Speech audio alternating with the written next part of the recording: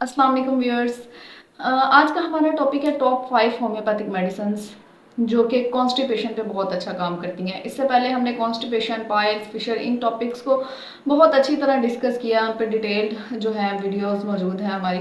अगर आप देखना चाहें तो उनका जो लिंक है वो मैं डिस्क्रिप्शन में दे दूँगी, आप ज़रूर देखिएगा, हो सकता है आपके काम आए। इसके साथ अगर आप चैनल पर नए हैं तो प्लीज़ चैनल को सब्सक्राइब करके वीडियो को लाइक और शेयर ज़रूर कीजिएगा, ताकि ये जो वीडियो है ये हर उस पर्सन तक पहुंच सके जो कॉन्स्टिपेशन जैसे मसले का शिकार। कॉन्स्टिपेशन एक बहुत ही तकलीफ दह मसला है और ये अनफॉर्चुनेटली ऐसा मसला है जिसमें हमारी बहुत सारी जो आबादी है, बहुत सारी जो हमारी आवाम है वो इसमें मुब्तला है। 50% का अगर हम रेशो रखें तो मेरा ख्याल है ये गलत नहीं होगा। ऑलमोस्ट अब इतने लोग जो हैं वो कॉन्स्टिपेशन जैसे मसले का शिकार हैं। कॉन्स्टिपेशन अगर बहुत क्रॉनिक हो जाए तो ये हमारे लिए बहुत सारे मसाइल पैदा कर सकती है। इसके कॉजेज़, रीज़न, सिम्टम्स, इन पे हम बहुत डिटेल में बात कर चुके हैं, लेकिन फिर भी कुछ ऐसी बातें रह जाती हैं जो कवर करने वाली होती हैं। अगर आपको कॉन्स्टिपेशन बहुत क्रॉनिक हो जाए, बहुत पुरानी हो जाए, बहुत लंबे अरसे से चली आ रही हो, तो आप बहुत सारी मज़ीद बीमारियों के लिए प्रोन हो जाते हैं, जैसे कि फिशर है, पाइल्स है, फिस्टुला है।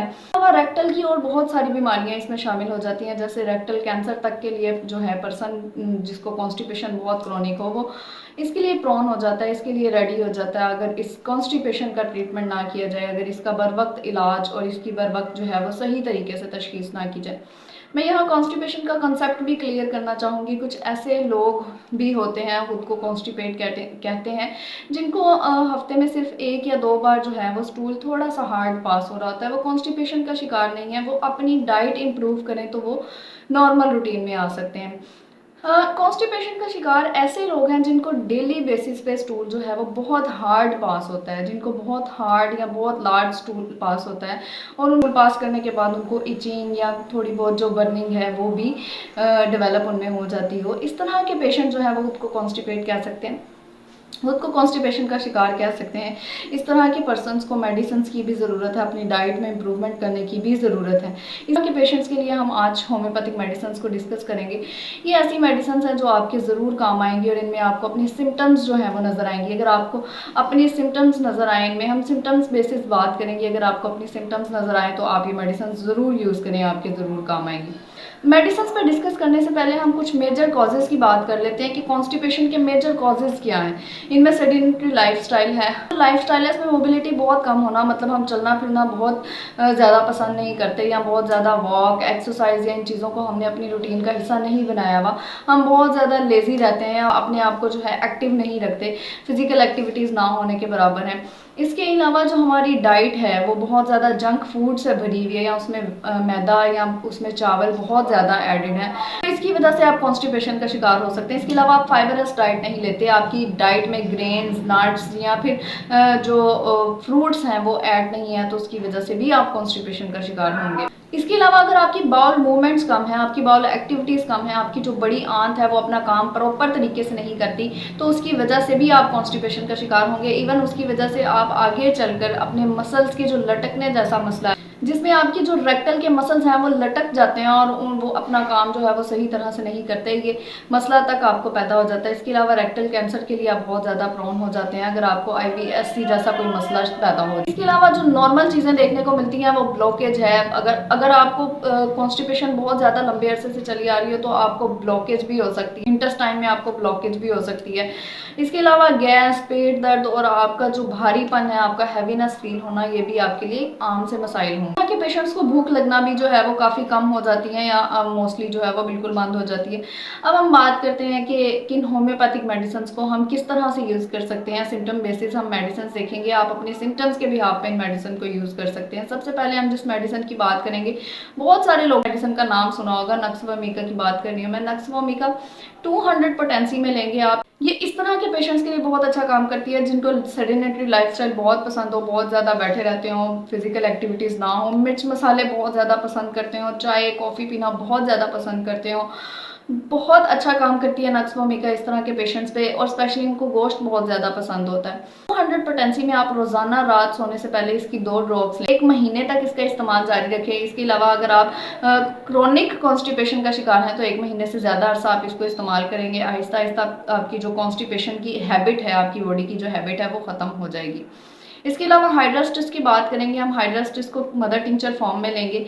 इस तरह के पेशेंट्स जिनको क्रॉनिक कॉन्स्टिपेशन और ख़त्म होने का नाम ना लेती है, और इसके अलावा अगर इनमें किसी किस्म की एबनॉर्मल ग्रोथ स्टार्ट हो गई है, मतलब अगर आप बहुत क्रॉनिक कॉन्स्टिपेशन से चले आ रहे हैं, तो आप रेक्टल कैंसर तक के लिए प्रोन हो जाते हैं। और ये जो एबनॉर्मल ग्रोथ आपकी बॉडी में स्टार्ट हो जाती है, इस तरह की ग्रोथ को रोकने के लिए हाइड्रास्टिस क्यू पोटेंसी में बहुत अच्छा काम करती है। इसकी 2-2 ड्रॉप्स सुबह दोपहर शाम आप लें, इंशाल्लाह विद इन अ वीक आप अपने अंदर चेंज देखेंगे, और 1 से 2 माह तक इसका इस्तेमाल करें। बच्चों की बात करेंगे हम, कुछ बच्चों में भी कॉन्स्टिपेशन की हैबिट जो है वो डेवलप हो जाती है। आजकल के बच्चे फूड या फिर जंक फूड को बहुत ज़्यादा पसंद करते हैं। बच्चों के लिए साइलेशिया 30 पोटेंसी में बहुत अच्छा काम करती है। आप इन बच्चों को एक एक ड्रॉप सुबह दोपहर शाम दें।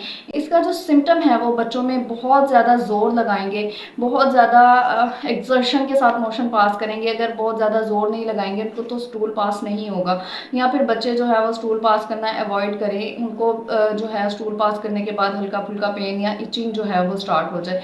इस तरह के बच्चों को आप साइलेशिया दे सकते हैं। बड़ों में भी अगर इस तरह के सिम्टम्स हों तो बड़े इसकी 2-2 ड्रॉप सुबह दोपहर शाम यूज़ करेंगे। 1 मंथ तक यूज़ करवाए, बहुत अच्छे रिजल्ट्स देखने को मिलेंगे। अंकल केरिया का आप 30 पोटेंसी में ऐसे पेशेंट्स को यूज़ करवाएंगे जो थोड़े मोटे हों, फैटी हों, बहुत ज़्यादा गोरे हों। इस तरह के पेशेंट्स में अगर हाथों और पैरों में पसीना आता हो और कॉन्स्टिपेशन का शिकार हो, तो इस तरह के पेशेंट्स पे कलकेरिया कार्ड 30 पोटेंसी में बहुत अच्छा काम करती है। 2-2 ड्रॉप्स इसके सुबह दोपहर शाम थोड़े से नीम गर्म पानी के अंदर लें, बहुत अच्छे और बहुत जल्द रिजल्ट्स आपको मिलेंगे। 5th मेडिसिन की बात करेंगे हम, ब्रायोनिया अल्बा।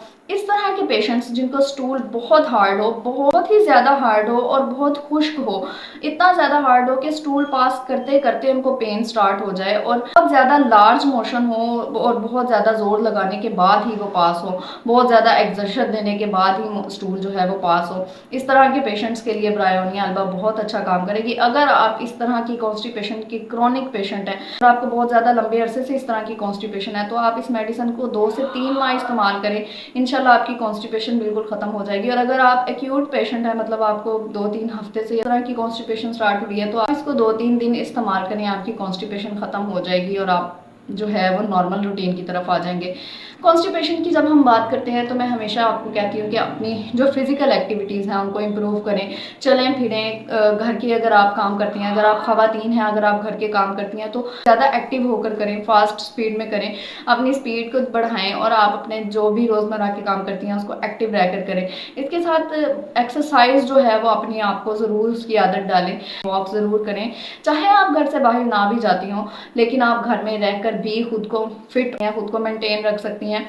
खुद को ज़रूर टाइम दिया करें, अपने ऊपर ज़रूर वक्त लगाया करें। मोस्टली पेशेंट्स हैं वो फीमेल हैं और वो कॉन्स्टिपेशन और जो पाइल्स जैसे मसले हैं इनका शिकार हैं। उन सब के लिए सिर्फ यही है कि आप अपने लाइफस्टाइल को थोड़ा बेहतर करें, खुद पे थोड़ी मेहनत किया करें, थोड़ा एक्टिव रहा करें, वॉक करें, एक्सरसाइज करें। इसके अलावा डेली रूटीन में अपनी जो है वो केयर करें, ताकि आप इस तरह की बीमारियों से बाहर निकल सकें। फीमेल्स की केयर पे या फीमेल्स की सेल्फ केयर पे हम ज़रूर इंशाल्लाह डिटेल में बात करेंगे। उम्मीद है इन मेडिसिन से आपको मज़ीद जो है कॉन्स्टिपेशन जैसे मसले से निकलने के लिए हेल्प होगी। इसके अलावा आप अपनी डाइट को ज़रूर अच्छा रखें और अपनी डाइट में फ़ाइबर का इस्तेमाल ज़्यादा करें, और इसके साथ साथ कुछ होम रेमेडीज़ भी किया करें, जैसे कि सौंफ का कहवा है या फिर ऑयल की मसाज है। अपनी नेवल में ऑयल डाला करें, अपने पाँव के नीचे ऑयल लगाया करें। इसके साथ साथ आप शक्कर का शरबत इस्तेमाल कर सकते हैं, या फिर आप नींबू पानी जो गर्मियों में इजीली अवेलेबल होता है उसका इस्तेमाल करें। और इसके साथ आप चिया सीड्स या फिर आप तुख्मे वालंगा जो होते हैं वो इस्तेमाल करें। इसबगोल के छिलके का भी इस्तेमाल कर सकते हैं। और अगर आप अपनी गट हेल्थ इंप्रूव करना चाहते हैं तो दूध को अवॉइड करें। आप जो इसबगोल का छिलका उसका पानी में जूस बनाकर पिएं। डेयरी जो है समटाइम्स आपकी लार्ज इंटेस्टाइन है उसको इरिटेट कर रही होती है, या उसके जो गुड बैक्टीरियाज हैं उनको फीड करने की बजाय आपके बैड बैक्टीरियाज को फीड करना स्टार्ट कर देती है, जिसकी वजह से भी आप कॉन्स्टिपेशन का शिकार हो जाते हैं। उम्मीद है ये सारी चीज़ें आपको कॉन्स्टिपेशन से निकलने में ज़रूर हेल्पफुल रहेंगी। अगर आप अपनी हेल्थ की केयर करना स्टार्ट कर दें, अगर आप फिजिकल एक्टिविटीज स्टार्ट कर दें और अपनी डाइट को थोड़ा इंप्रूव कर लें, तो आधा जो काम है आपकी, आधी जो बीमारी है वो वैसे ही बॉडी से निकल जाएगी और आधा काम बाकी मेडिसिन से हो जाएगा। तो आप बिल्कुल हेल्दी हो जाएंगे, और हेल्दी होकर मुझे ज़रूर दुआओं में याद रखिएगा। नेक्स्ट वीडियो में दोबारा मिलेंगे, तब तक के लिए अल्लाह हाफिज़।